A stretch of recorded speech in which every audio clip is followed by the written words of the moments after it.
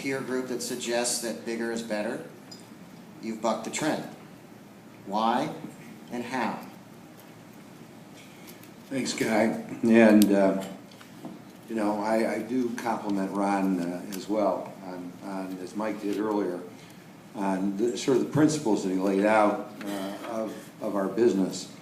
Balance sheets are critically important. But, you know, to your question, Guy, over this 19-year, almost 20-year period that we've been public, we haven't quite hit Ron. He's at 18%. Well, that was 16 years. We're a little over 17% total shareholder return. And we have done it differently.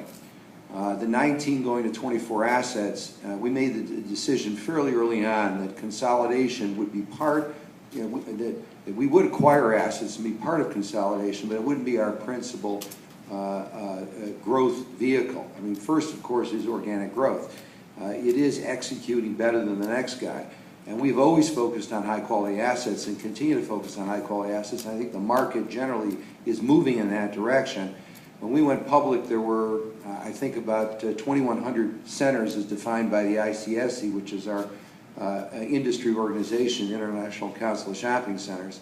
Today, there's something over 1,000. So there's been a tremendous atrophy in the number of malls out there. But high-quality malls have become more and more valuable along the way because all the retailers want to be there. They make a lot more money in those locations. And as they make more money, you can charge more rent, and obviously the capital sources want to be there. So it becomes a virtuous cycle. So number one in our strategy has always been high-quality assets. But we knew consolidation was going to occur, and we wanted to find a niche for us that we felt very comfortable with. We had been a development company our whole life, and we felt we could continue to be a development company. Now, we haven't solely been a development company. As Guy says, 19 to 24 assets, but along the way, while we developed 13 in this period, we also bought 10.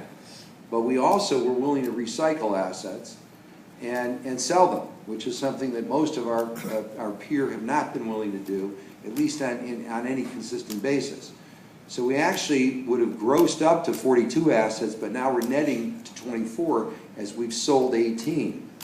So along the way, our balance sheet has improved as we focused, again, continuously improving the mix of our assets. And development really has been the area that has created the greatest NAV growth over time. And, you know, Green Street and Morgan Stanley did a report recently over the last 10 years who created the greatest NAV growth, and we're delighted to have been, if not, you know, very close to the top, perhaps number one or number two, depending on how you define our peer group. But amongst all REITs that Green Street has followed over this 10-year period of time. But